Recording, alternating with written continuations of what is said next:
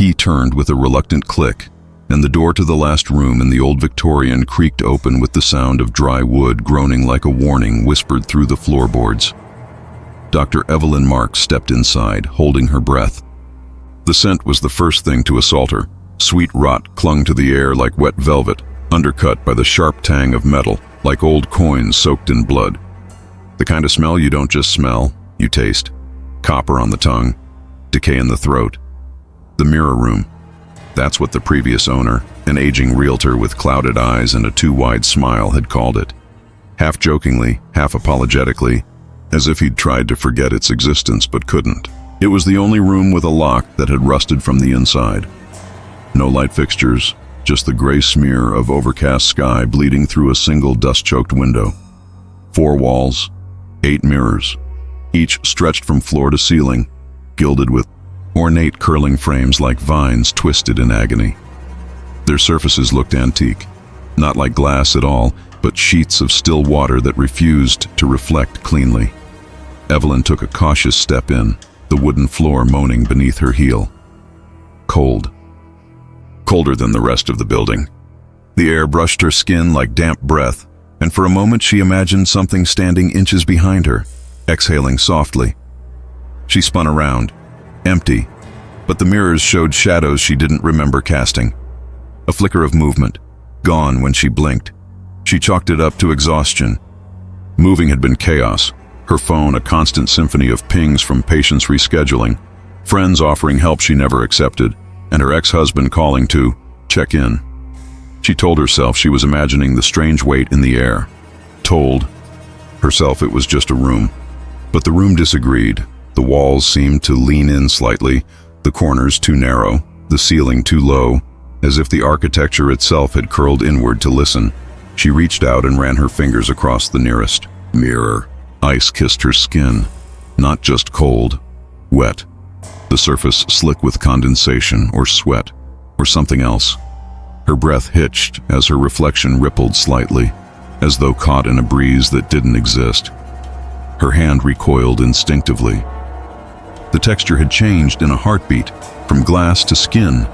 It felt like touching the back of someone's neck. She stepped back, bumping into the edge of the old radiator, which let out a clank, like a warning shot. The sharp noise echoed too, long in the space, bouncing off the mirrors in distorted reverb. She stood frozen, heart slamming like fists on a coffin lid, until the room fell silent again. Nothing moved, no more flickers, no more breath. Just her reflection, only now. It wasn't standing exactly where she was. It was a little too far. Left, too far left. Her knees nearly buckled. Her phone buzzed in her pocket, startling her so badly she yelped. It was May, her part-time receptionist, texting to say she was canceling her shift early. "That room makes me feel like I'm drowning," the message read. Evelyn nearly laughed in relief, grateful for the interruption, for the thin thread of reality the phone tethered her to. But then she noticed the reflection again. Her mirrored self hadn't moved. It still stared, head tilted slightly, as if curious about what she'd just read. She staggered out of the room and slammed the door behind her, chest heaving. The hall outside looked dimmer than before. The warmth that once lingered in the aging woodwork of the Victorian had leached away. Her thoughts fragmented, scraps of logic trying to hold together a crumbling sense of certainty. She was just tired. The room was just cold. The mirrors were just old. That was all. That had to be all. Still, sleep refused to come that night. Instead, Evelyn found herself Googling the property's history under the cold blue light of her laptop. Most articles were fluff, renovation dates, tax records, but one name kept appearing in digital whispers. Harold Delmar, mentalist and mind doctor, had once owned the property in the late 1800s. A healer for those the world had deemed broken, but his treatments were unorthodox. According to a crumbling PDF from a defunct folklore journal, Delmar believed mirrors could trap fractured personalities and force them to reconcile by isolation. Patients were said to have spent weeks in what he called the reflective chamber, fed through slots in the wall while their inner demons were absorbed. And then, in 1901, a fire. No bodies found, no patients recovered, only broken glass and a final journal entry scorched into the margins of his ledger. They won't stay quiet anymore. Evelyn rubbed her temples, jaw clenched until her teeth ached. A stupid legend, that's all. But the next morning, she found a box in the attic she didn't remember carrying up. A shoebox, dusty and bound in twine. Inside, a patient's sketchbook. Page after page of pencil drawings. Contorted human figures melting into mirrors, faces stretching like wax, mouths sewn shut. In the margins, repeated phrases in frantic handwriting. "Don't look too long," she sees. And beneath it, scrawled in shaking ink, "The mirror room reflects what you repress." For a moment, Evelyn felt absurd hope bloom in her chest. She could close the room off, hang curtains, smash the mirrors, call a contractor. Easy, practical. She laughed, shaky but genuine. But the moment she walked back to the hallway, she saw it. The door was wide open again, and the mirrors inside were no longer empty. Every surface now held a different version of her. Each reflection paused mid-action. One screamed, one cried, one smiled sweetly with eyes that glowed faintly amber. But none of them moved when she did. Then one of them waved, and Evelyn understood with a nauseating certainty that something inside those mirrors had been watching her since the moment she turned that first key. During the day, the building exhaled a kind of brittle silence, the kind that made every sound feel too loud, too exposed. Dr. Evelyn Marks would walk the narrow hallways of the old Victorian, her footsteps creaking across warped floorboards, like bones shifting underfoot. The sunlight, pale and filtered through warped, dusty glass, never quite reached the rear corridor. That wing always seemed to hold its breath, especially where the mirror room waited. It was the kind of silence that rang in your ears after the hum of electricity had vanished. Almost pure, but not quite. Sometimes, when she was alone, Evelyn thought she could hear the faintest shuffling inside the mirror room, like someone adjusting their stance, slowly turning, watching. Once, when she paused outside the door with her hand on the knob, she thought she heard breathing. Ragged, shallow, close. Her receptionist, May, wouldn't go near it. "Bad feng shui," she joked at first, trying to keep it light. But her face had turned pale when Evelyn asked her to help dust inside. "It makes my heart race," May said. "Like I'm standing at the edge of a roof. Like if I blink too long, I'll fall in." Evelyn dismissed it as anxiety, until she found May weeping in the bathroom one afternoon, clutching her phone, saying she'd had a dream where Evelyn's reflection whispered her name over and over. The room radiated, something she couldn't name, not just fear, but wrongness. Like a piece of music played in the wrong key. Evelyn tried to ignore it, tried to be rational, but the feeling stuck to her like damp wool. The walls there seemed closer together than in the rest of the building. The wood, darker. The wallpaper, faded ivory roses, peeled at the corners like burned skin, curling away from the plaster. It was cooler in that part of the house, even with the radiator hissing like a wounded animal. One day, she left a glass of water on the small table just outside the mirror room while she ran to grab a file. When she returned, less than a minute later, it was gone. Vanished. She stared, blinking hard, assuming she had misplaced it. But the ring it left on the table was still wet.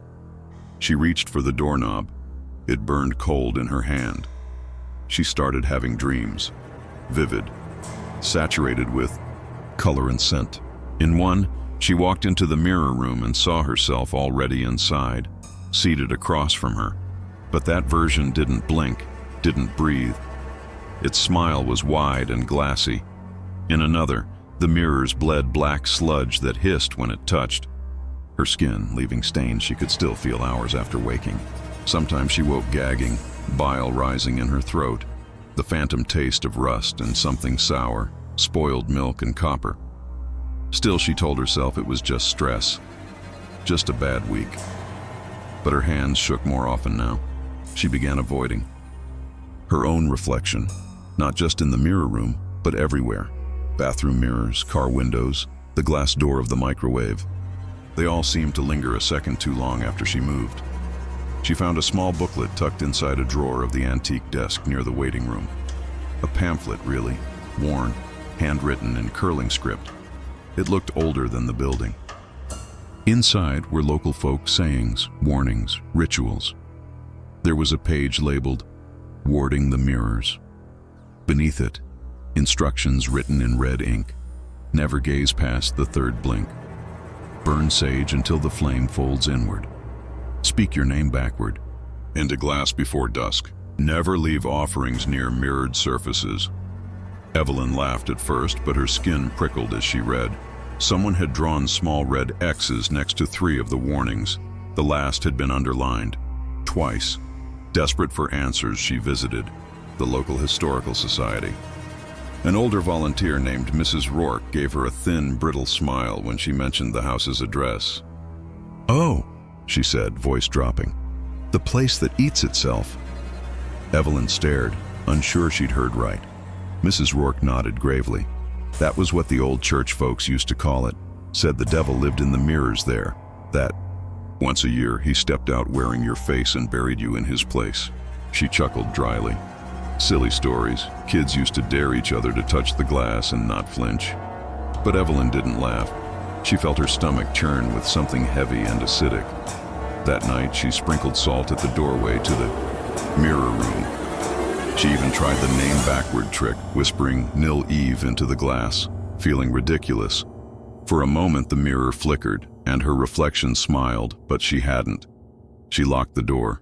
She taped a note to the knob, "Do not open." Then she walked away, trying to believe that was the end of it. False hope bloomed in her chest. The house felt lighter for a few hours.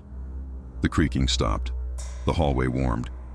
She slept soundly for the first time in days, until 3:07 a.m. A noise jerked her awake. Soft at first, then louder. Scraping, like nails on wood. Then a crack. She rose, heart thudding, and walked slowly toward the hallway. The note was gone. The door was open again, and this time, the mirrors weren't blank. One of them held a small chair, recently placed. One held her reflection, asleep in bed. And one showed her standing in the hallway. Only that version was already smiling. At first, it was easy to dismiss. The changes were small, barely worth noticing, until you did. Evelyn was careful by nature, methodical, but even she couldn't say exactly when the hallway light started flickering. It wasn't every time she walked past the mirror room, just enough to feel like static had crawled under her skin. It would stutter once, twice, then flare too bright before dying altogether for seconds too long. Her shadow always stretched in the wrong direction when it happened. The house groaned more at night. Not the settling of old bones, but something heavier, deliberate. Creaks that seemed to track her steps. A wheezing hum behind the walls that rose whenever she passed the door. And always the faintest smell. Decay sweetened by rot, like overripe fruit melting into dirt. Metallic, too. The sharp tang of copper tickled her sinuses, and she found herself constantly swallowing against the taste of blood she couldn't explain. She started seeing things. Quick flashes caught in the mirrors around the house. Not just the mirror room, her bathroom, the hallway, the microwave's reflection, blurs, shapes, but never when she looked directly, always the edges of her vision. One afternoon she stared at the bathroom mirror too long and saw her own lips move without her, just the faintest twitch of a smile. She slammed the medicine cabinet shut and nearly broke the glass. She told herself she was stressed, that her body was playing tricks. She'd moved. She was exhausted. She hadn't eaten. But the excuses frayed faster every day. The house no longer felt like a place she lived. It felt like a space that tolerated her. A waiting room for something ancient, desperate for control. She returned to the journal May had discovered in the attic. The patient's sketchbook. She flipped through its yellowing pages late at night, the smell of dust and mildew rising with each turn. Between the melting figures and screaming faces, a section was labeled Phases of Reflection. Beneath it, pencil diagrams of moon phases and mirror positions, and scrawled words she didn't want to understand. She grows clearer the more you ignore her. Silence feeds her shape. 3 days of doubt. Then she whispers. On the third day, Evelyn heard it, a whisper. Barely there. Not in the room. From the mirror. It didn't speak in words at first. Just breath. A slow, rattling inhale that didn't match hers. Then a soft sound like something wet dragged across glass. Her name followed, drawn out and rasping. Evelyn. She dropped the candle. She'd been holding and bolted from the room, heart hammering. Smoke curled in her wake, acrid and sharp. The hallway stretched as she ran, felt longer than it should have been, like the space was bending behind her, rearranging the house as she fled. For a moment the air cleared. The lights stabilized. She stood by the front door, breath ragged, and the world felt normal again.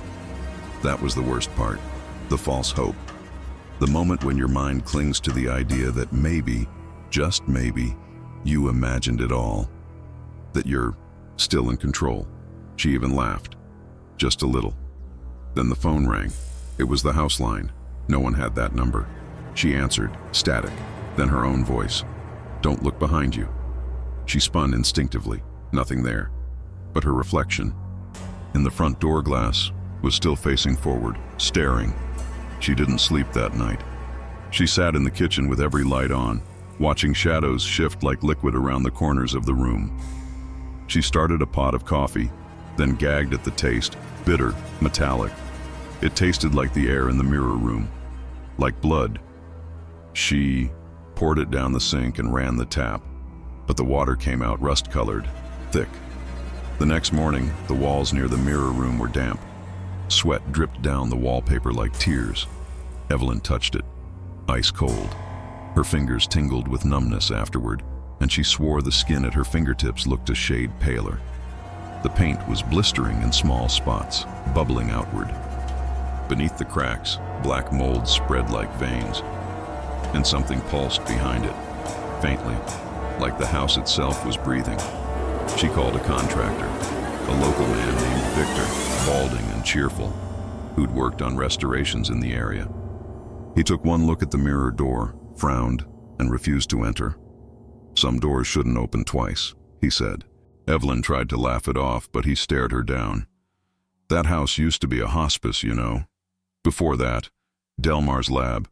People say he brought mirrors from Europe, Hungary, old ones, covered in silver, but not the kind we use. Alchemical stuff, folk magic. Victor scratched his arm nervously. There's a story that they trap your worst self, that the reflection doesn't show what's there, but what's trying to be. She asked him to come back tomorrow.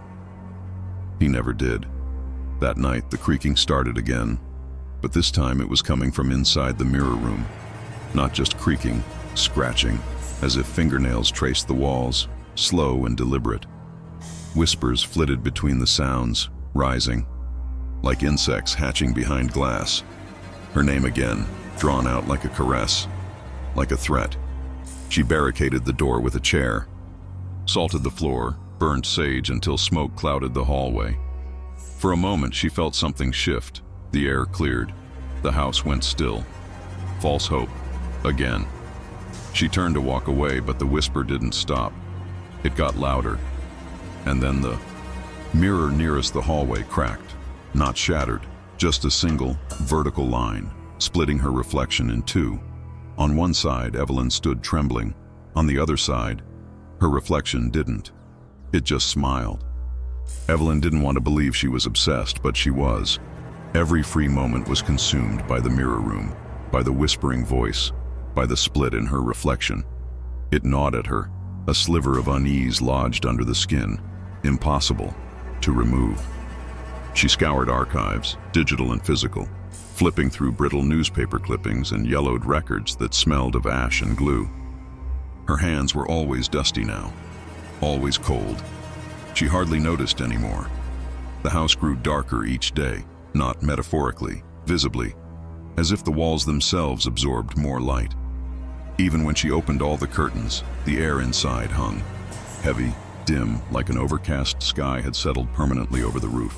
The shadows stretched longer than they should, pooling like oil in corners. The floor beneath the mirror room had developed a permanent groan, like something shifting just beneath the boards, pacing. She found an old floor plan buried in the city's zoning records dated 1911. The house had once been part of a private sanatorium, funded by a man named Dr. Karoli Delmar. Hungarian, brilliant, reclusive. It had closed within a year after 7 unexplained deaths, patients found frozen in posture, eyes shattered, according to one faded police transcript. Evelyn traced her finger over the blueprint. There had been no mirror room then. It was added later, in red ink. Another source, a decades-old journal written in looping faded script, revealed more. A letter from a nurse who worked under Delmar. He brought the mirror from Sopron, said it was sacred, said the silver was alive. She described patients screaming during treatments, clawing at their own faces after being made to sit before the glass altar. Others stared into it for hours, becoming mute, refusing food, bleeding from the eyes. Evelyn closed the book and leaned back. The chair creaked like a dying breath. Her mouth was dry. Her tongue felt coated in dust. Or was it ash? She gagged, tasted iron. She thought it was blood, but when she spat into a tissue, the smear was black. The next morning, she awoke with lines scratched down her arms. Not cuts, script.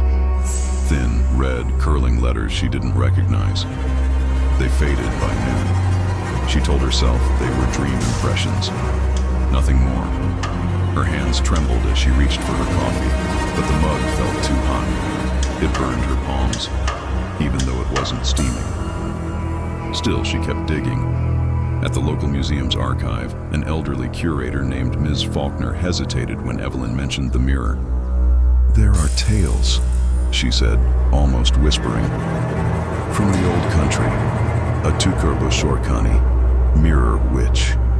They believed certain mirrors weren't made but grown, infused with silver and sorrow.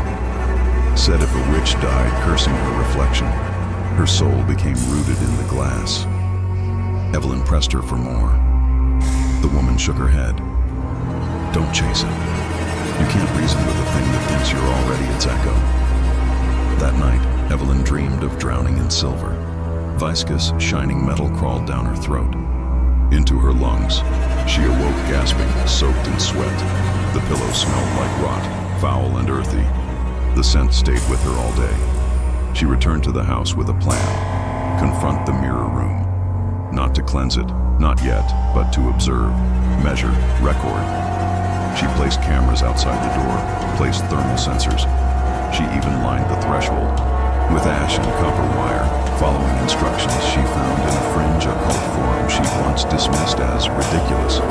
For hours, nothing happened. Then, at 3:03 a.m., the feed began to distort. Static lines crawled across the screen like spider legs. The thermal sensors spiked. One of the cameras inside, the one she'd hidden behind a shelf, briefly showed movement. A shadow stepped past the mirror's edge, not a reflection, a presence, not Evelyn, taller, eyes like backlit glass. She felt a flicker of triumph, proof. Finally, she printed stills, analyzed audio. Her voice whispering her name, repeated backward in one clip. For a fleeting moment, she felt sane, grounded, victorious, false hope. The next day, the printouts were gone, burned. Her computer's hard drive wiped. In its place, a single new file, a photo of Evelyn asleep in bed. Taken from the hallway, her mental state frayed by the hour.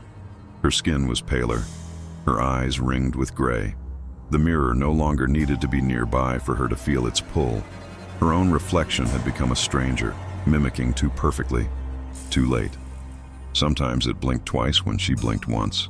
Once it smiled when she was crying. The house retaliated in subtle ways. Her phone's screen would glitch, showing mirror images instead of texts. Lights dimmed when she walked past reflective surfaces. Water dripped upward from the sink. Once, she found a trail of small teeth scattered in the hallway, like someone had shed them, one by one, leading to the mirror room. Still, she kept going. She couldn't stop. The compulsion felt deeper than obsession, like the mirror wanted to be known, like it was pushing her towards something. She opened the drawer beneath the desk again, where the first warning booklet had been found. This time, there was something else. A folded cloth bundle tied with a copper wire. Inside was a shard of mirror glass, scorched along the edge. Burn marks. On the back, in soot. She never left. Evelyn held it up, and in the shard, just for a second, she didn't see herself. She saw a girl in a dark room, bound to a chair, mirrors surrounding her, screaming. But the mirrors didn't show her. They showed someone else, smiling, watching, becoming more real with every scream. She dropped the shard. It didn't shatter, it melted. The house groaned, deeper than before. Wet sounds echoed down the hallway. A new smell filled the air, burnt flesh and bile. The lights flickered out. Then the whisper came again, but this time, it wasn't her name. It was a question, soft, deliberate. Do you want to trade places? It began with a breath, not hers, not human. A slow, rattling inhale that echoed from the mirror, not through the air, but inside her skull, as though her thoughts had developed lungs. The sound made her teeth ache. Evelyn froze at the threshold of the mirror room, a film of sweat forming at her brow despite the room's unnatural cold. The air bit at her skin, dry and electric, and the scent, God, the scent, was worse than rot. It was sweet, coppery, like blood boiling in an old kettle. The whisper came next. Come closer. The voice was layered, not one voice, but many. Children, men, women, each whispering the same phrase in a staggered chorus. Evelyn's spine locked, her heartbeat out of rhythm, stuttering like a faulty machine. Still, she stepped in. She had to. She had no control anymore. The mirror room called to her like a wound calls for pressure. The walls, once cream-colored, were now stained a deep yellow, puckered like old skin. A line of moisture crawled from the ceiling down to the mirror frame, thick and red-brown like it bled rust. The floor felt spongy beneath her shoes, as if something pulsed faintly underneath the wood. The room had become a throat, and she had willingly walked into its mouth. The mirror stood at the far end, tall and bone-framed, silver surface rippling gently like water disturbed by a breath. As she drew closer, her reflection grew wrong. It wasn't just lagging anymore, it was anticipating, moving before she did. Its eyes were slightly too wide, its mouth slightly too still. And behind it, within the mirror's shimmer, someone else moved in the shadows. Tall, fluid, watching. Who are you? She whispered. The mirror whispered back. She wants your name. Evelyn staggered back, tripping over a warped floorboard. Her palm scraped against the doorframe. Splinters tore her skin, blood blooming bright on her hand. The mirror rippled more violently now, and to her horror, her reflection smiled, then opened its mouth. From that silent gape came a sound that had no business coming from a throat. Wet, clicking, like bone grinding against bone. Evelyn's ears filled with it, her gums throbbed. She tasted metal, the air curdled. And then, it stopped. Everything went still. Her heartbeat slowed. The mirror froze. Her reflection resumed mimicking her, almost convincingly, almost false hope. Again, she turned to run and stopped dead. Every other reflective surface in the house had gone black. The hallway mirror, the bathroom, even the kettle on the kitchen stove. All of them now showed the same thing, the mirror room, from outside, as if the house was watching itself. She spun, trembling. On instinct, she reached for the journal again, the one May had found. She hadn't opened it in days, pages stuck, together with dampness peeled apart reluctantly, revealing new entries she hadn't seen before. Drawings of eyes bleeding from glass, a diagram of a ritual she didn't understand, but recognized, a circle of copper wire, mirror shards, and a bound doll made of hair and wax. Her breath caught. She had seen this symbol before, in her dream, in the floorboards. Hands shaking, she flipped to the final page. There, scratched in something far darker than ink, were 3 words. She spoke back. and below it, etched in a language Evelyn didn't recognize, harsh lines, like wounds clawed across parchment. Something cracked behind her. Not a sound. A feeling. Like the room had blinked. The mirror now held no reflection at all. Instead, it showed a girl, young, pale, mouth sewn shut with copper thread. She sat in a chair with her hands bound, weeping silently, surrounded by older mirrors cracked into spider webs. In the largest one behind her, something watched. Something tall, with no face, only a smooth pane of silver where eyes should be. Suddenly, Evelyn wasn't watching anymore. She was inside. The walls warped, the room stretched like taffy. The smell intensified, charred hair, old bile, decay so dense it coated her tongue. She gagged and fell to her knees. The floor pulsed beneath her again, hot and sticky like living tissue, and the girl, inside the mirror, opened her sewn mouth. Copper thread snapped with a wet rip. "You called her," the girl said, her voice brittle like glass. "You answered." "You saw her?"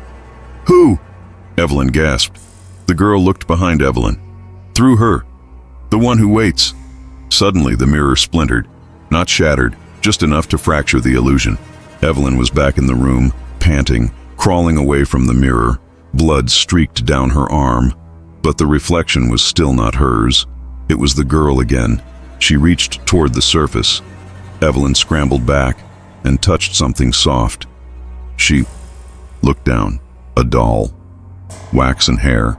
Copper thread bound around the neck. Eyes made of silver beads. And in her own voice, the mirror whispered, "You are almost ready." The floorboards didn't creak anymore. They groaned, as if bearing the weight of something far heavier than Evelyn. Something unseen, something watching. She hadn't slept in 2 nights, or had it been 3. The clocks no longer worked. Time moved strangely in the house now, warping like the glass panes that lined the hallway near the mirror room. The air itself buzzed faintly, like 1,000 flies humming just beyond the threshold of sound. Her ears popped and rang. Her tongue felt too large in her mouth. Water tasted like copper. Bread tasted like ash. But she had to keep going. She had to find proof. Of what? She wasn't sure anymore. Truth? Escape? Or maybe just an answer to why she couldn't leave. She tried once, packed her car and drove until the trees thinned and she could see the hills. Then the road turned back on itself. She hadn't made a wrong turn. She was sure of it. But somehow, impossibly, she arrived back at the house before the sun set. The porch light flicked on before she touched the door. That night, Evelyn tore open the walls. She had seen something behind them. Not a shadow, a shape, moving just behind the plaster. The scent hit first, pungent and moist, like rotting meat wrapped in wet velvet. Her fingers bled from clawing at the brittle drywall, but she didn't stop. Her nails cracked. She bit them, down to stubs. Dust coated her throat and she coughed until she vomited. Thick black bile with glimmering flakes of silver. Then her hand struck something solid. Wood. Carved. She unearthed a narrow panel, barely the size of a shoebox lid. Bound with waxed twine and smeared with what she first thought was paint, but the smell told her otherwise. Copper. Old. Coagulated. She peeled it back. Inside was a child's skull. Small. Cracked. With silver pins driven through the eye sockets. Its jaw was fused shut with metal wire. Beneath it, folded parchment lined in curling script Evelyn couldn't decipher. Blood symbols, etched in looping, trembling hands. Beneath that, wrapped in linen yellowed with age and filth, was a diary. No, a confession. Evelyn sat against the ruined wall and read by flashlight, surrounded by the damp, whispering dark. The entries were written in a halting mixture of Hungarian and broken English. A woman's voice, an assistant, or a victim. It was hard to tell. She wrote of Dr. Karoli Delmar, of how he acquired the mirror from a monastery in Sopron said, to be older than the land it sat on. How the monks had buried it beneath salt and ash after one of their own began feeding its souls. Delmar exhumed it. He believed the mirror contained a fractured spirit, Not evil, he insisted, but incomplete. He wanted to make it whole. The journal described mirror sessions, with patients forced to sit in darkness, their own reflections staring back until their identities dissolved. Some screamed until their hearts gave out. Others simply stopped breathing. No trauma, no poison, just stillness. She turned a page. One entry described a failed containment ritual using iron rings, blood sigils, and a child's innocent tongue. It didn't work. The mirror spoke that night, whispered to the nurses. One walked into the river and drowned herself, her body found facing upstream, eyes full of glass. As Evelyn read, the floor beneath her pulsed. She looked up.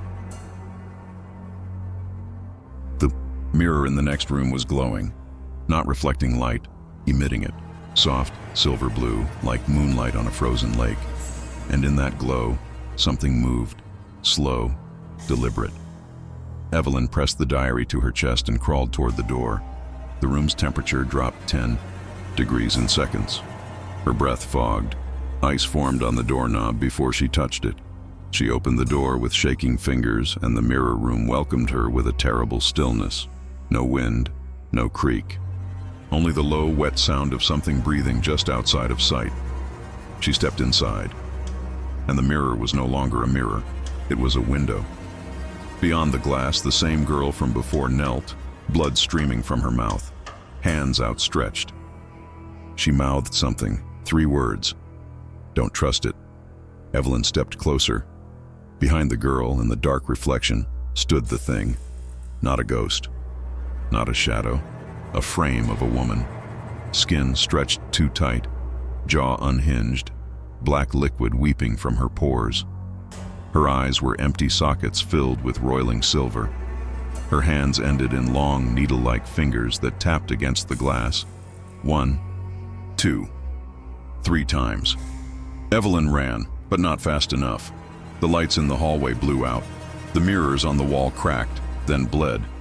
Thick, inky blood oozed down their surfaces, dripping with soft plaps onto the floor, puddling like oil. Evelyn slipped and fell, her knees skidding through the mess. Her skin burned. She crawled into the kitchen, sobbing. She gripped the edge of the counter. For a moment, the power returned. The overhead light flickered back to life. Her phone screen lit up, a calendar notification. Her days remaining, full alignment. She didn't know what it meant, and then the smell hit her again, burnt copper and bile, and she turned toward the hallway. At the far end, a new mirror had appeared, tall, unfamiliar, and she was standing in it again. But this time, her reflection held the child's skull in both hands and whispered something that made Evelyn scream, 1 down, 2 to go. The mirror didn't just show reflections, it harvested them. That was the twist Evelyn could no longer deny. The diary hinted at it, the visions whispered it, but now, after the hallway bled, after the reflection held the skull and counted 1 down, Evelyn knew. The mirror wasn't a window or a door, it was a mouth, and she was already halfway inside. The house had grown darker, not by light, but by something else, like shadows had thickened, become sentient, pressing against her skin with slow, molasses-like weight. Even when she lit candles, the darkness absorbed the glow. The flame flickered with a faint blue shimmer, the color of ice over deep water. Her fingertips burned when she touched the wax. The shadows hissed softly. Every surface had turned against her. The walls pulsed, subtly, like something breathed behind them. Nails extruded from the floor, rising without sound, curling like fingers that wanted to grasp. Her bed felt damp, the sheets always slightly wet with something she didn't dare smell too closely. Sleep came in fragments, and with it, visions. In them, she stood in an ancient monastery chamber, the walls lined not with saints, but mirrors. Each one was veiled with fabric made from stitched human skin. The monks moved silently, mutilated, lips sewn shut. They anointed the mirror's frame with lamb's blood and blackened salt, chanting through their noses. Evelyn saw the ritual, the same one drawn in the diary, a containment rite, and it failed. The girl in the mirror was not a ghost. She was a vessel, a child chosen centuries ago in the hills near Sopron, where locals whispered of the Urasanya, the Hollow Mother, a faceless goddess of reflection, said to be what waits on the other side when the soul leaves the body. People prayed to her to take their grief. Some offered mirrors to capture their mourning, but in time, the stories twisted. Those who prayed too long began to vanish. The child was the first to speak back. Now Evelyn saw her again, awake inside the mirror, watching with unblinking eyes as Evelyn moved through the house. She followed Evelyn's motions exactly, but in reverse, as if Evelyn were her reflection, not the other way around. The nausea never left. Her stomach churned with a strange metallic hunger. Everything she ate tasted like blood. Her teeth ached constantly, as though grinding against grit. When she coughed, thin threads of silver streaked the phlegm. She stopped using mirrors completely. She covered them, broke them. But new ones kept appearing. Even her spoon reflected things it shouldn't, faces behind her that weren't there, fingers on her shoulder when she sat alone. Still, she believed there might be a way out. She remembered a passage in the confession, the assistant's final hope. If one replaces the child willingly, it read, the cycle may break. One soul for another. A mirror bound by sacrifice. Evelyn believed this could be her exit, that she could trap the girl, or at least end it. She built the ritual. Hair from her brush, copper wire from an old radio, wax from her bedside candle. Circle drawn in ash and salt. The doll she found, held tightly in her trembling hands. She placed it all before the mirror at midnight. At first, nothing. Then, heat. Sudden, immense. The mirror radiated a suffocating warmth, like standing in front of an open furnace. Her skin prickled, the air shimmered, and the mirror opened. Not like a door, like a wound. Silver tore from the center outward, splitting the reflection with a groaning shriek. Evelyn screamed, the sound of it swallowed by the mirror's howl. The girl emerged, but she wasn't a child anymore. She had grown. Her face was still stitched, but barely held together. Her body elongated, draped in rags soaked with bile and blood. Her eyes, once pleading, now hungry. She stepped through the glass. Evelyn backed away, heart hammering. I brought the offering, she whispered. I brought the doll. I did what they wrote. I'm not the one. The entity paused, then smiled. You never were, she said, with Evelyn's own voice. And in that moment, Evelyn understood. It wasn't about replacing the child. It was about becoming her. The ritual didn't trade places. It matured the vessel. Evelyn wasn't a replacement. She was a seed, something the mirror had cultivated over time, fed with attention, fear, belief. Every vision, every whisper, every piece of evidence she found, it was all designed to bring her to this moment. The entity raised its needle-thin hand and pressed a finger to Evelyn's chest. You've always been hollow, it said. We only needed to help you remember. Evelyn tried to scream, but the sound didn't come from her mouth. It echoed from the mirror. She looked down and saw her reflection split. Her face cracked like porcelain. Silver light bled from the fissures. Her hands shook violently, and in her mind, something opened. Memories that weren't hers poured in, of crying monks, of stitched faces, of children lined up before mirrors, their eyes wide and empty.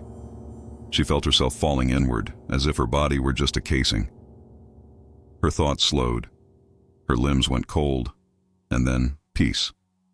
For a moment, the mirror went still. Her reflection smiled again. This time, it was her, but only for a heartbeat.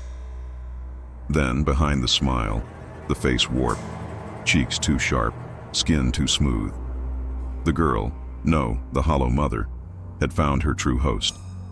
The glass didn't just shimmer, it pulsed, and from deep within, the mirror's surface came a sound like 1,000 mouths whispering in unison. She remembers now. It began with a sound. Not a scream or a crash, but a wet, sucking gasp, like a dying breath reversed. Evelyn turned toward the mirror, now impossibly vast. The frame stretched from floor to ceiling, its silver surface trembling like skin over muscle. The light in the room dimmed to a coppery hue, as if lit by bloodied moonlight. The air thickened, humid, cloying, with the stench of rotting lilies, bile, and something sweet beneath it. Something wrong, like the breath of a decomposing mouth whispering directly into her nostrils. The floor groaned beneath her, not wood, something deeper. A resonant moan, like the house itself, was yawning open. Then, from the mirror, she emerged. The hollow mother stood taller than before, her limbs too long, too boneless, like wet rope dangling from hooks. Her skin shimmered with a membrane-like sheen. Where her face had been stitched, a dozen new mouths now gaped, each filled with rows of childlike teeth, chattering and weeping simultaneously. She didn't walk, she glided. A smooth, fluid motion that disturbed the air around her, sending tendrils of shadow licking the walls and ceiling. The paint peeled as she passed. Pictures melted. Evelyn backed away, slipping on the floor. It was wet. No, slick. She looked down. Blood. Warm, coppery, viscous. It flowed from the walls in thin streams, joining in small rivulets that pulsed like veins. The house bled freely now, no longer pretending to be wood and plaster. It remembered itself, remembered the altar it had once been, a place of sacrifice, a prison that had rotted open.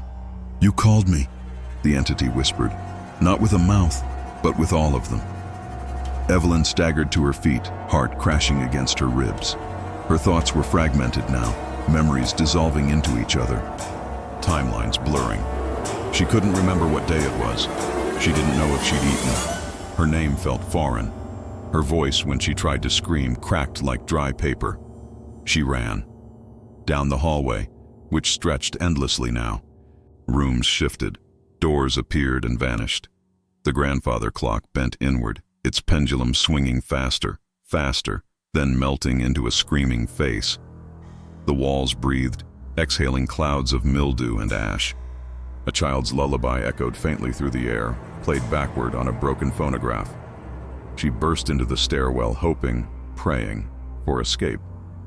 But the staircase had transformed. It spiraled downward into a black pit, its steps made of cracked mirror shards. Every tread cut into her bare feet. Each mirror showed a different version of herself, screaming, melting, laughing, dead. Still, she descended. At the base, she found the door again, the mirror room's threshold. The room she'd entered so many nights ago. It looked different now. Older, cracked stone walls, arched ceiling blackened with soot, iron sconces burning blue fire. Symbols had appeared, etched into the stone and pulsing with faint red light. Glyphs of protection, desperation, failure. In the center of the room, the mirror hovered, no longer bound to a frame. It floated, suspended like a mouth held open by hooks. Inside, dozens of children floated like flies in amber, limbs twisted, mouths agape, eyes wide in frozen terror. One of them looked like her, or had. On the floor, Evelyn found the ritual blade. It shimmered with oil and old blood. The same blade used in the rites the monks had scrawled in their dying hours, etched into the back of the assistant's diary, hidden in ash. The blade was the last key. One final hope. If she destroyed the reflection, if she spilled her blood before it could consume her, the bond might break. The hollow mother appeared behind her, slithering forward, slow and patient. "You are the last?" she hissed. "No," Evelyn whispered, holding the blade to her chest. "You are the first." She plunged the blade, but it didn't cut. It slid into her skin like a kiss. No pain, no resistance, only cold. The mirror pulsed. The children opened their mouths and screamed, in unison. The sound shattered the sconces. The symbols flared, then went black. The walls cracked. Evelyn screamed as silver light burst from her eyes, ears, and mouth. Her reflection in the floating mirror smiled, not in pain, but in ecstasy. Her voice was gone, her body twitching as if controlled by invisible strings. And then it stopped. Silence. Her body hung in the air, suspended like a marionette with cut strings. The Hollow Mother placed a hand on her forehead, whispering something ancient, words that tasted like ash and copper in Evelyn's skull. A vision flooded her senses. She saw the monastery burned, its priests slaughtered. She saw children dragged into the hills, offered to darkened pools, their souls fractured and kept in polished obsidian. She was one of them, or had been. Now she was more. The mirror swallowed her body. In the empty chamber, a new mirror appeared. Small, round, handheld, resting neatly on the floor.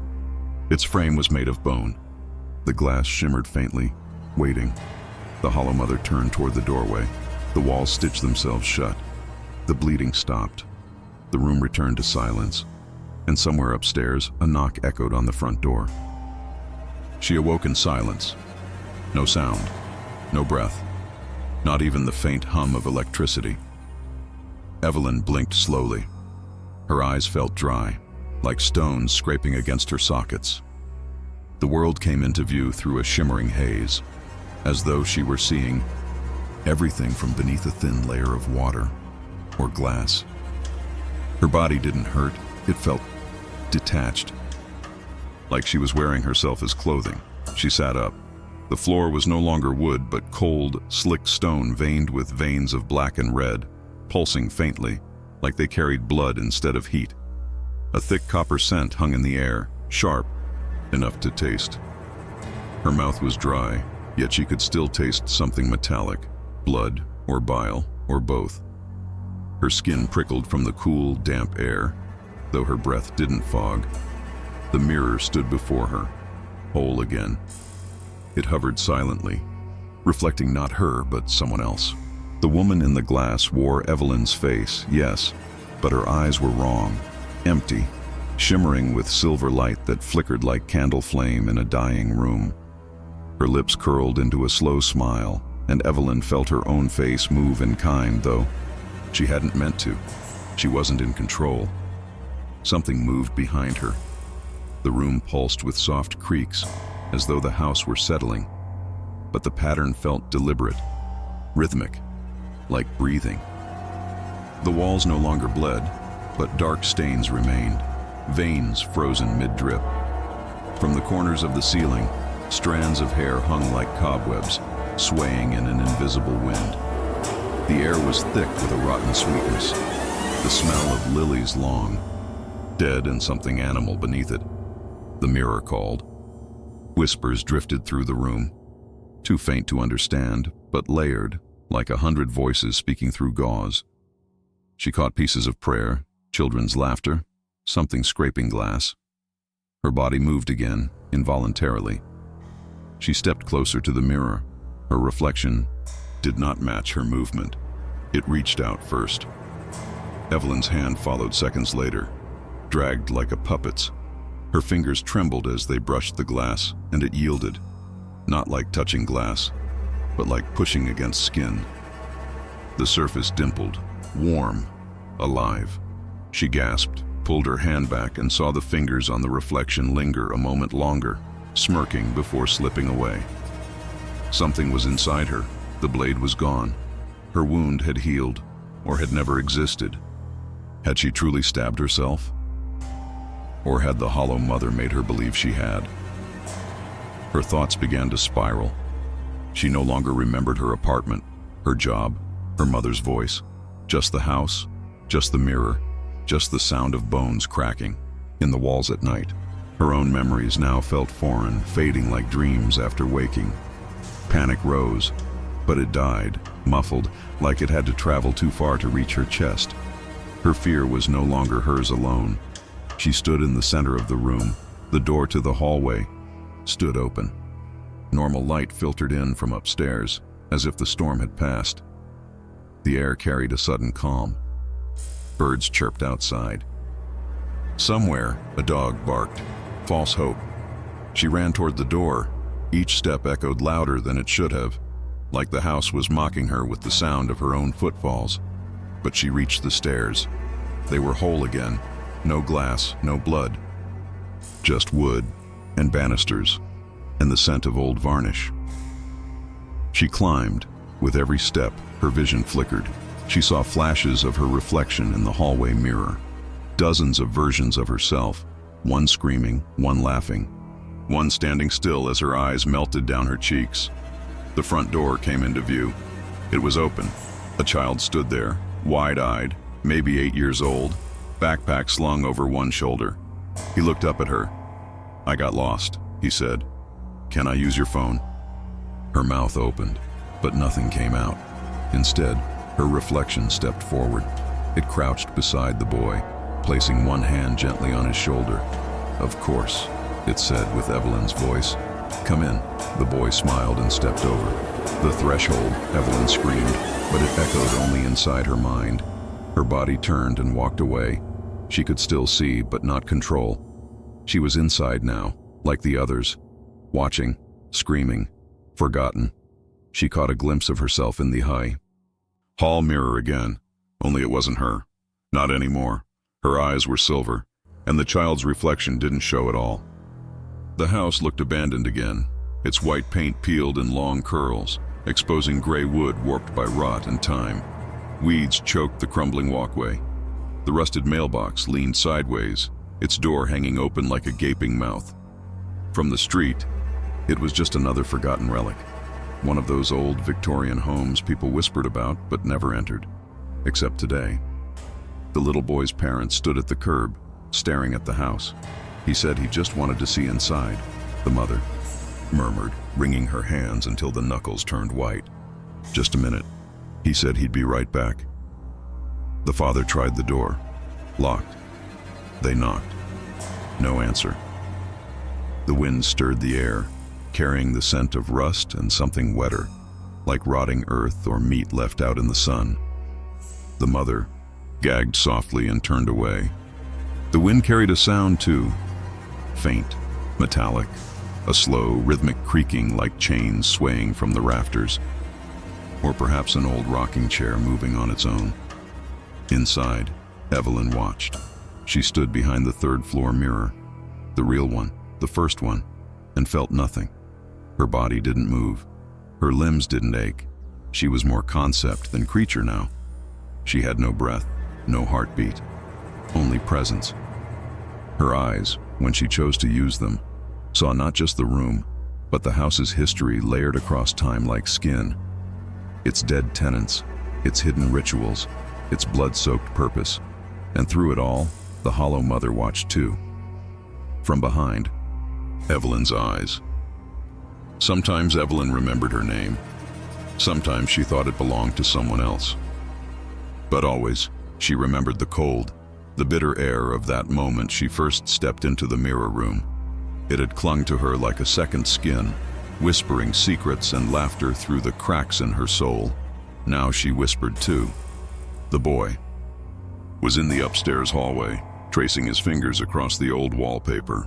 His reflection danced slightly out of sync in the hallway mirror. Not enough to notice. Not yet. He passed the attic door. It opened by itself. The air inside smelled of mold and candle wax. Something coppery, like pennies soaked in sweat. He climbed, slowly, each step muffled beneath a layer of invisible dust. Somewhere behind the walls, something clicked, a sound like fingernails tapping glass. In the attic it was cold, not just temperature. Emotionally cold, flat, sterile. The kind of emptiness that absorbs all hope and sound. His breath came out in short white puffs. He hugged himself. At the center stood the mirror. It was tall and ornate, with an antique frame carved in writhing vines and twisted faces. None smiled. He walked closer. Behind the glass, something shifted, a flicker of movement in the background, then gone. He blinked, looked again, nothing. But the surface shimmered. He reached out, just like Evelyn had, and touched it.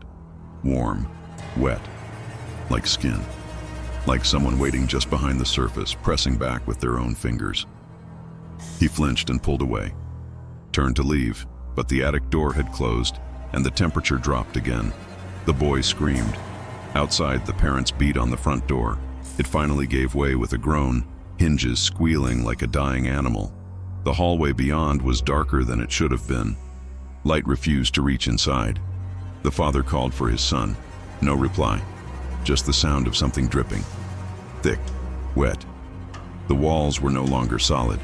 They pulsed slightly, like muscle under skin. Faint whispers echoed through the corridor. "She's here. She's watching. Don't look in the glass." The mother sobbed as she reached the second floor. Paint peeled from the walls in long curls, revealing old symbols carved beneath.